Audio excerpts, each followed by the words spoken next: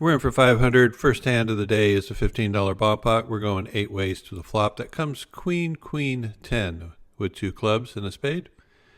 It's checked over to me in the cutoff, and I looked at the jack 10 of spades. Well, that's good enough to go ahead and put out a small bet, trying to isolate anyone. If I get played back at, I'm probably just going to have to give this up because they're going to have either a much better hand than me or at least a ton of equity. Anyway, I put in $40, and it's folded all the way around to the player in the +1 position who puts in the call.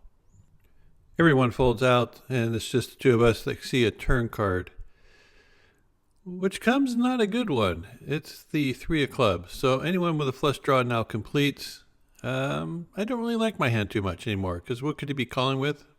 Well, flush draw, straight draw, maybe something better than my 10. So when he checks, I check it back, and we get to see a 4 of spades on the end. Not bad. Very happy when I see him check it again. I am just going to check this one back, take my showdown value. He turns over ace king, and we win it with a pair of 10s. There is a $6 straddle on this hand. The player opens for 27.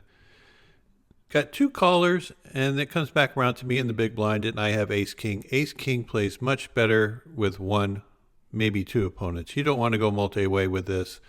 So I'm going to have to put in a raise, and it's going to have to be a pretty good size one. I decided on 130. My math is a little bit off. Probably go a little bit bigger, maybe 140 to 150. But anyway, 130 it is. The player who is the initial raiser tanks for a long time and finally puts in the fold. The next player has a very short stack, and with all those chips in the pot, he's not going to be going anywhere. So he makes the call. Well, he goes all in for less. Player to my right ends up folding, and we're going to go heads up to a flop. And it comes out 9 high, not bad. Jack, not the greatest card. 5, okay. I turn over my ace king, and he showed that he had queen 10 of spades. And I'm glad I raised the amount I did because one player had a pocket pair and the other one had a ace jack. So far, everything's going pretty well today. I'm in for 30 minutes, and I'm up to 100 and change. Get one limper. I look down at jack 10 suited on the button, put in a raise to 20. Get called by the big blind and the limper. So 3 of us are going to go to a flop with $61 in the pot. Flop comes out, and it's an interesting one. It comes ace, queen, 8 with 2 clubs and a heart. So I flop a double gutter and a backdoor flush draw. Both players end up checking to me. Here I can either bet this or check it and get a free card. I decided to go ahead and bet on a little bit of a larger size. And then if I don't hit anything or it looks like I got both players coming after me, I was just going to check back the turn and get my free card and see if I can spike something on the end. Well, the big blind decides to put in the call. That's okay. I can still outdraw him if he has something good, but he's a conservative player, so I think he probably has something fairly strong. And then the next player puts in a raise. And yeah, that's a little bit uncomfortable when he makes it 155. So it's $115 more to me.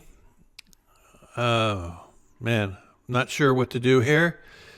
Getting a pretty good price as long as I don't get re-squeezed by the big blind. So I go ahead and make the call. I figure I have, 6 cleanouts plus all my back doors. It's a little bit on the loose side, but they're both fairly deep. And I got $730 in front of me. If I hit a 9 or a king, I think I can double up. The next player in the big blind thinks for a while, and he decides to put in the call also.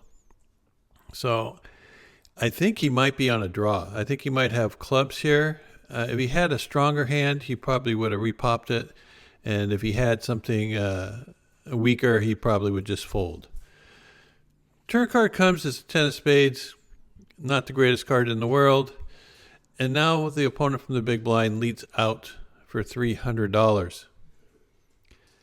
Okay, what does this mean? Would he do this with ace 10? I don't think so. Ace queen that he slow played? I think he would have just went ahead and got the chips in on the flop.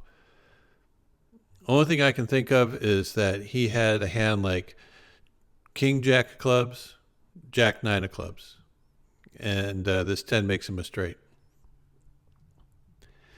The first opponent to put in that big raise, he lets his hand go. I think he's thinking the same thing I am, that he just made a straight. I don't think this is ever a bluff. This is just so strong. So I just think for a second and realize that I am drawing probably to a tie at best. He probably has King Jack of clubs. So after some thought, I just let it go. And he did end up showing that he did indeed have King Jack of clubs. So after this hand was over, I went on a little heater. Well, not the kind of heater you really want to see. Here I pick up kings, raise, no action. Then I pick up, you guessed it, aces, raise, no action. Finally I got a pair of nines on the button, raise, no action. Here there's a raise, a couple callers, and I get ace, queen of diamonds. I squeeze from the small blind and got no action. All this made me a little frustrated, and here when I pick up a pair of sevens, I open for a raise from the +1 position. I get raised by a strong player on the other side of the table to $50. Yeah, this is just a fold most of the time. Strong player, out of position, good size raise, and I got one of those middling weak pairs. He's fairly deep, and so am I. So I decided to stick in the call for the extra $35 and see if we can spike a 7 or something. Flop comes out 10-9 deuce rainbow. Not the greatest flop in the world for pocket sevens. I check, expecting him to c-bet his entire range, which could contain hands like aces, kings, queens, jacks, and maybe some ace kings and ace queens in there. So when he bets $50, I don't think too much about it. This is probably still a fold, but I go, he might be doing this with ace king. I know I would. Turn card comes as a 10 of hearts. Really good card for my range. I check it. I figured if he had like 2 overcards, he would probably check back or maybe take a small stab of it to deny equity to hands like queen jack and king queen or king jack. He does bet for $75. And I think this is where I really go wrong. I think my best play here is probably to check raise to like 225 or 250. Instead, I just put in the call for the 75, which I really don't like because it leaves me in a very awkward situation when the river card comes as a 10 of spades. I make a full house. I don't have any real clarity on what my opponent might have. So far, he's been playing it just like he would if he had an overpair, but I think he's good enough to play ace-king or even ace-queen this way. And he decides to put out a fairly large bet of $250. I hate it. I really hate it. I'm getting not a great price to call him. I would have a lot of better hands to do it with. But again, I got curious. I decided to look him up.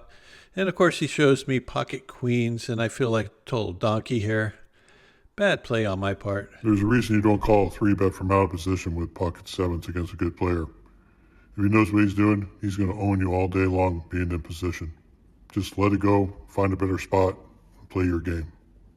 Well, I reload and I'm trying to shake off that bad play of that last hand. Here I'm in the big blind. I got 5-4 offsuit. Yeah, I get a free peek at a flop when we go 5 ways to a flop. And the flop comes out 10-7-3 with 2 spades. Okay, I got a gutter. I check. Anyone puts in any significant action, I'm just going to fold this. It ends up getting checked around. Pretty good. Turn card comes as 6 of clubs. I make a straight. Only thing I lose to is 9-8. I decide this would be a perfect spot to do a little check raise, so I check it. Player bets for $15. Player at the end of the table calls the $15. It's folded back around to me. And here with a straight and to people that put some money in the pot, I decided, okay, let's check raise and let's make it $60.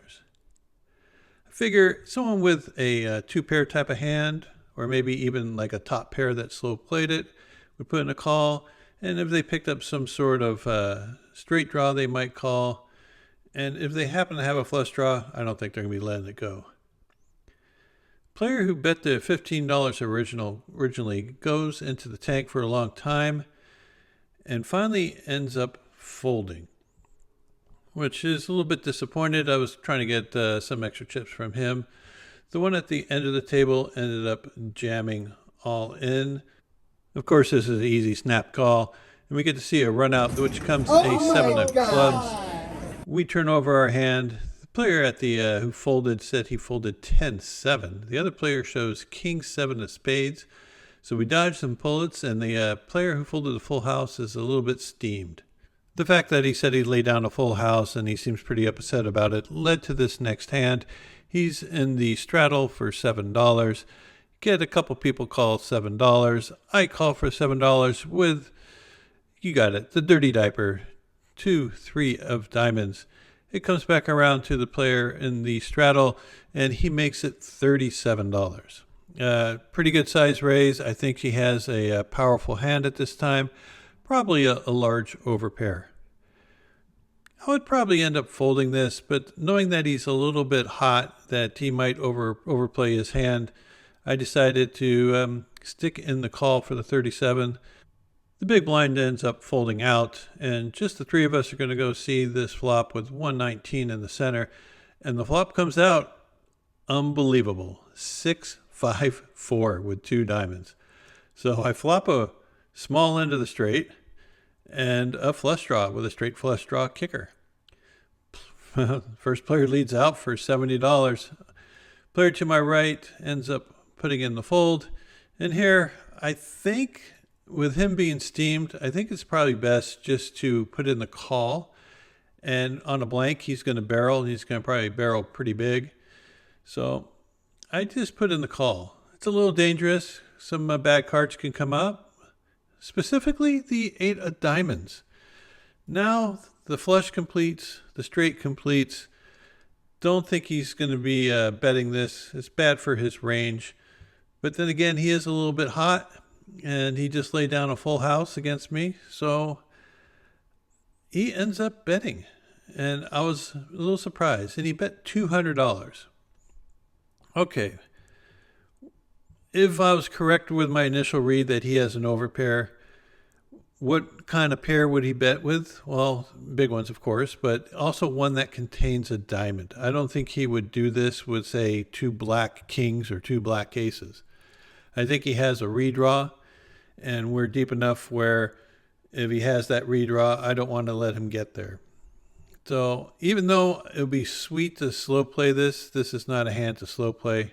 I just jam. It's going to be $600 more for him to call. Of course, he's not getting a very good price to draw to his flush, and he is pretty steamed, though. So I thought the chances of him calling were probably about maybe 30 to 40%, and the rest he's just going to be folding, of course. After some thought, he kind of decides that it's not the right time to stick in his money. If the turn card came something like a black 10 or black jack or something like that, I think he would be calling off with everything. But unfortunate turn card leads me to get maybe the minimum on this hand. But I'll take it. He ends up folding, and of course, we win this one. Here I'm in the small blind with a pair of 7s. There is a $6 straddle, and we get a bunch of callers, so I put in the call. The player in the big blind decides to put in the raise to 25. And, well, here I am with black 7s again. But I'm getting a pretty good price this time. $19 to win a $100 pot.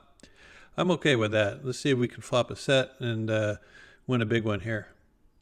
I can put in the call 4 ways to a flop. Flop comes out 7-4-3 rainbow. I asked the dealer where the dealer button was, and the dealer decided it was supposed to be moved back 1 spot. I was a little bit confused. I thought I had the small blind, but apparently I had the big blind. I don't know. Anyway, it gets checked around to the player who's now on the button, who was originally in the cutoff, and he bets for $60. Of course, I am not going anywhere with top set. I put in the call. All the other players end up folding out, and it's just going to be the two of us that see a turn card. So we get to see a turn card, which comes the King of Hearts. It does introduce a flush draw. Here, I'm kind of want to do a small blocking bet to see if he has something he would raise me. So I put out 75. I don't think I really like this bet after reviewing this. I think it's just probably best to check to him and let him fire away if he wants to continue with a bluff. I thought he might have something like a pair and a straight draw, like 4-5 suited or something like that. I didn't want to give him a free card. He puts in a quick call, and we see a river card of a jack of spades. By the quickness of his call, I thought he either had some sort of draw that he now missed, or he has something like 2 pair. So I decided to go for a big size bet of 225, hoping that he would pay off with 2 pair if he has it. If he has a missed draw, he's just going to be folding anyway, so no loss. He does think for a little bit before putting in the 225. I show him the pocket sevens. He told me later that he flopped 2 pair, probably something like 4-3. We ended up playing for another half hour or so. A couple of the big stacks left and were replaced by shorter stacks, so I figured it was time to pack it up and go. Ended up winning $650, which is pretty good considering that I punted off over $400 with that pocket sevens against pocket queens hand. And of course, playing the dirty diaper, the 3 deuce of diamonds, again, that dream flop against an overpair. That was great. Unfortunately for us, we ended up having a bad turn card. Killed most of our action. I still ended up getting an extra $200 on that turn, which I was really surprised that happened. I figured he would check, I would bet, and he might put in a crying call. And who knows, if he caught a diamond on the end, then I would have been in deep trouble. Thanks for watching. I really do appreciate your support. And until next time, good luck at the tables, and we'll see you back here soon.